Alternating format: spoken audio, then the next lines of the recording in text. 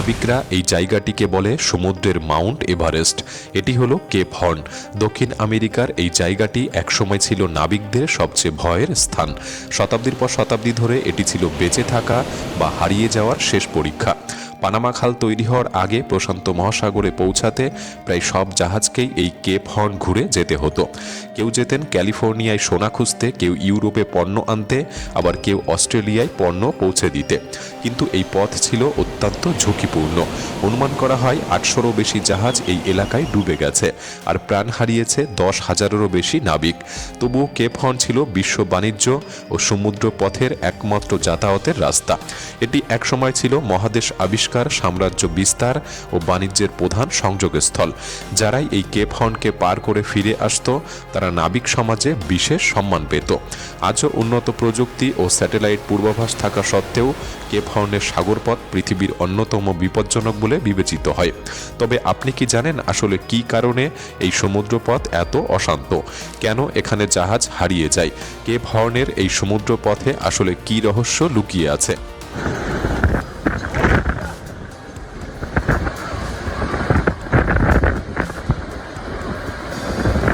আজকের ভিডিওতে সেই রহস্যগুলি উন্মোচন করব।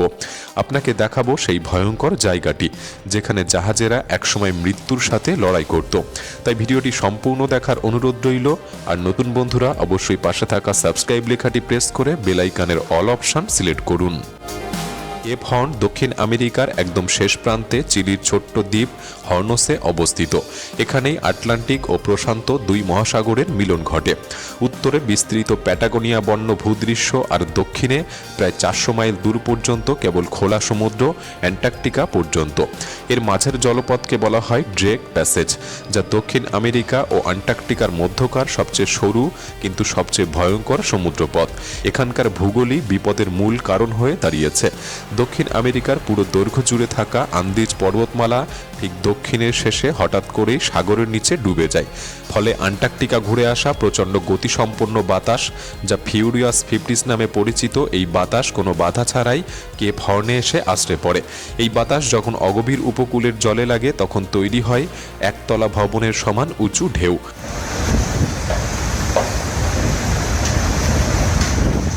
এবং এর সঙ্গে যোগ হয় বিপজ্জনক স্রোত। আন্টার্কটিক সার্কামপোলারের কারেন্ট পূর্ব দিকে ঠান্ডা জল ঠেলে দেয়, যা আটলান্টিক ও প্রশান্ত মহাসাগরের তুলনায় উষ্ণ স্রোতের সাথে ধাক্কা খেয়ে তৈরি করে এক প্রকার ঘূর্ণি, হঠাৎ ঝড় আর অনিশ্চিত ঢেউ। এই দেখবেন আবহাওয়া পরিষ্কার, আবার হঠাৎ কোথা থেকে ছুটে আসবে ঘূর্ণিঝড়, যা জাহাজগুলিকে জীবন মৃত্যুর লড়াইতে ফেলে দেয়। এবং শীতকালে দক্ষিণ দিক থেকে ভেসে আসে বরফখণ্ড। ঘন কুয়াশা বা বৃষ্টির মধ্যে এসব বরফ কাঠের জাহাজের জন্য ছিল অদৃশ্য মৃত্যুফাদ। প্রচণ্ড বাতাস, অনির্দেশ্য স্রোত, বিশাল ঢেউ, জমে যাওয়া ঠান্ডা আর ভাসমান বরফ সব মিলিয়ে কেপ হর্ন নাবিকদের কাছে পৃথিবীর সবচেয়ে মারাত্মক সমুদ্রপথে পরিণত হয়েছিল। তবু শতাব্দীর পর শতাব্দী ধরে জাহাজগুলি এখান দিয়ে যাতায়াত করেছে, কারণ দীর্ঘ সময় ধরে এটি ছিল আটলান্টিক ও প্রশান্ত মহাসাগরের মাঝে যাওয়া আসার একমাত্র বড় পথ। সেই সময় আজকের পানামা খাল ছিল না, তাই নিউ ইয়র্ক, বোস্টন বা ইউরোপ থেকে কোনো জাহাজ যদি আমেরিকার পশ্চিম উপকূলে বা এশিয়া অস্ট্রেলিয়ার দিকে যেতে চাইত, তাদের প্রায় 13,000 মাইল ঘুরে কেপ হর্ন পার হওয়া ছাড়া আর কোনো উপায় ছিল না। উত্তরের ম্যাগেলান প্রণালী ছিল খুবই সরু ও বিপজ্জনক, তাই বড় জাহাজের জন্য এই পথ ছিল একমাত্র খোলা সমুদ্র। 1800-এর দশকে ক্যালিফোর্নিয়ায় গোল্ড রাশ হলে হাজার মানুষ, পণ্যবাহী জাহাজ সবাই এই পথ ব্যবহার করত এবং পশ্চিমে যেত কাঠ, কয়লা এবং পণ্য নিয়ে, আর ফিরে আসতো গম, সোনা ও কাঁচামাল নিয়ে। ট্রান্সকন্টিনেন্টাল রেলপথ তৈরি হওয়ার আগে আমেরিকার দুই উপকূলকে যুক্ত রাখার প্রধান পথ ছিল এটি। বিশ্ব বাণিজ্যেও কেপ হর্ন ছিল কেন্দ্রে। অস্ট্রেলিয়ার উল, পেরুর গুয়ানো, এশিয়ার মশলা সবই ইউরোপ বা উত্তর আমেরিকায় পৌঁছাতে এই পথই ধরত। এমনকি নৌবাহিনীর শক্তির জন্য এটি ছিল গুরুত্বপূর্ণ। প্রশান্ত মহাসাগরে প্রবেশ মানে ছিল বাণিজ্য ও সামরিক সুবিধা। এত কিছু জানার পর প্রশ্ন উঠতেই পারে, তাহলে প্রথম কে এই বিপজ্জনক কেপ হর্ন আবিষ্কার করেছিলেন, আর নামটি এলো কোথা থেকে? এর উত্তর লুকিয়েছিল সমুদ্র অভিযানের সেই যুগে। ইউরোপীয়দের কাছে কেপ হর্নের ইতিহাস শুরু হয় ১৬০০ এর শুরুর দিকে। তখন দক্ষিণ আমেরিকার নিচের ম্যাগেলান প্রণালী স্পেনের নিয়ন্ত্রণে ছিল, তাই অন্য দেশগুলি এমন একটি পথ খুঁজছিলেন যা স্পেন আটকাতে পারবে না। ১৬১৫ সালে ডাচ ব্যবসায়ী ইসাকলে মেয়ার এবং উইলেম স্কাউটেন নতুন সমুদ্রপথের খোঁজে অভিযানে বের হন। তারা তিয়েরা দেল ফুয়েগোর দক্ষিণ দিয়ে আরও নিচে নেমে যান, যেখানে ইউরোপীয় কেউ আগে কখনো পৌঁছায়নি। ২৯শে জানুয়ারি ১৬১৬ স্কাউটেন এই কেপ হর্নকে আবিষ্কার করেন এবং নিজের জন্মশহর হর্নের নাম অনুযায়ী এই জায়গাটির নাম দেয় কেপ হর্ন, যা পরে মানচিত্রেও কেপ হর্ন নামে পরিচিতি পায়। এই আবিষ্কার ডাচ ও পরবর্তীতে ইংরেজদের জন্য প্রশান্ত মহাসাগরে প্রবেশের এক নতুন দরজা খুলে দেয়, যা স্পেনের নিয়ন্ত্রণে ছিল না। কিন্তু শুরু থেকে প্রমাণ হয়ে গিয়েছিল পথটি যতটা গুরুত্বপূর্ণ ততটাই প্রাণঘাতী। প্রবল বাতাস, স্রোত আর বরফের কারণে বহু জাহাজ এখানে ডুবে যেত এবং সময়ের সাথে সাথে কেপ হর্ন সমুদ্রযাত্রার সমাধিক্ষেত্র নামে পরিচিত হয়। কেপ হর্ন কেন সেই সময় এত কঠিন ছিল তা বুঝতে হলে তখনকার জাহাজগুলির অবস্থাও একবার ভাবা দরকার। এগুলি ছিল কাঠের তৈরি, ইঞ্জিন ছিল না, আবহাওয়ার কোনো পূর্বাভাসও পাওয়া যেত না। সবই নির্ভর করত বাতাস আর স্রোতের উপর। নাবিকদের জীবন ছিল অত্যন্ত কঠিন।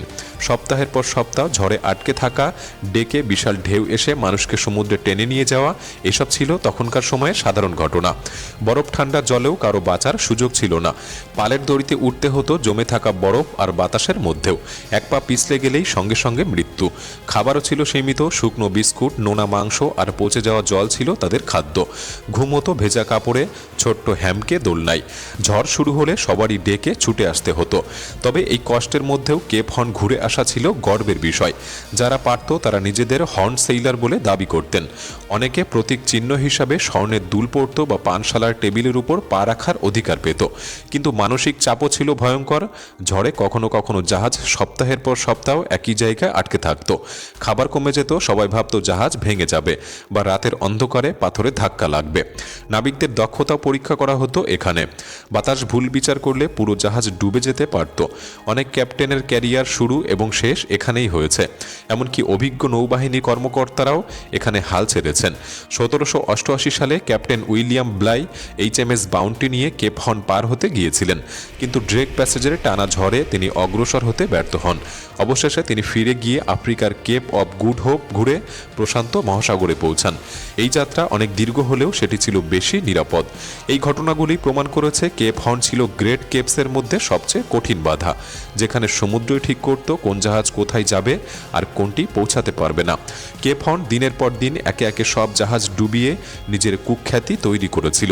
১৯বিংশ শতকে ডুনেডিন নামের একটি জাহাজ নিউজিল্যান্ড থেকে লন্ডন যাওয়ার পথে হঠাৎই অদৃশ্য হয়ে যায় এবং ৩৪ জনকে আর কখনো খুঁজে পাওয়া যায়নি। ১৯৩৮ সালে জার্মান প্রশিক্ষণ জাহাজ অ্যাডমিরাল কার্পফ্যাঙ্গার ৬০ জন সহ আইসবার্গে ধাক্কা লেগে ডুবে যায় এবং আধুনিক যুগেও এই বিপদ কমেনি। ২০০২ সালে অভিজ্ঞ নাবিকদের ইয়ট ওল্ড হোপ ভয়ঙ্কর ঝড়ে নিখোঁজ হয়ে গিয়েছিল। কোনো চিহ্ন পর্যন্ত খুঁজে পাওয়া যায়নি।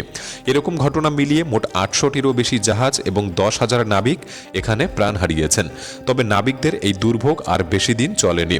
পানামা ক্যানেল চালু হতেই এই প্রাণঘাতী সমুদ্র একসময় প্রায় অচল হয়ে গিয়েছিল। পানামা খাল খুলে যাওয়ার পর ১৯১৪ সাল থেকে কেপ হর্নের গুরুত্ব এক ঝটকায় কমতে শুরু করে। আগে আটলান্টিক আর প্যাসিফিক যেতে জাহাজগুলিকে কেপ হর্ন ঘুরে হাজার হাজার মাইল পথ পাড়ি দিতে হতো। সময় লাগতো মাসেরও বেশি, তবে পানামা খাল দিয়ে কয়েক দিনে সেই একই পথই পাড়ি দেওয়া যেত। নাবিকরা তখন এই বিপজ্জনক প্যাসেজ আর কেউ ব্যবহার করতো না। ক্লিপার রেস থেমে গেল, বাণিজ্য অন্য পথে ঘুরে দাঁড়ালো। আমেরিকার রেলপথও তখন দ্রুত পণ্য পরিবহন করতে শুরু করেছিল। তাই কেপ হর্ন বাণিজ্যগতভাবে অপ্রয়োজনীয় হয়ে পড়ে। তবু এর প্রতীকী মর্যাদা এখনও রয়ে গেছে। নাবিকদের কাছে এটি দক্ষতা, সাহস আর ধৈর্যের চূড়ান্ত পরীক্ষার পথ। বাণিজ্যের গুরুত্ব কমলেও কেপ হর্ন সমুদ্রযাত্রার এক অমর কিংবদন্তি হিসেবেই টিকে রইল। আজও নাবিকদের কাছে হর্ন ঘোড়া মানে পৃথিবীর সবচেয়ে হিংস্র সমুদ্রকে জয় করা। বড় বড় বিশ্বভ্রমণ নৌদৌড়ে ঘুরে এটি পার হওয়াই সবচেয়ে বড় মাইলস্টোন। চিলি এখানে একটি নেভি স্টেশন ও ডুবে যাওয়া নাবিকদের স্মরণে আলবাট্রস আকৃতির স্মারক রেখেছেন। পর্যটকরা আসে, কিন্তু খারাপ আবহাওয়ার কারণে বেশিরভাগই দূর থেকে কুয়াশা মোড়া কেপটুকুই দেখে ফিরে যান। তবুও কিছু অ্যাডভেঞ্চার প্রেমীরা এখনও হর্ন ঘোরার চ্যালেঞ্জ নিয়ে থাকে। বাণিজ্যের গুরুত্ব কমলেও মানব সাহস আর কল্পনার জগতে কেপ হর্ন আজও অমর রয়েছে।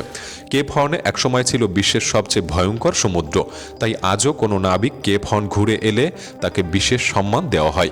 ইতিহাসবিদদের কাছে এটি সেই সময়ের কথা মনে করিয়ে দেয় যখন বাতাস আর ঝড়ই ঠিক করে দিত জাহাজের ভাগ্য। আর যারা ভ্রমণে যায় তারা দূর থেকে একবার কেপ হর্নকে দেখলেই সেই পুরনো সমুদ্র কাহিনী চোখের সামনে ভেসে ওঠে।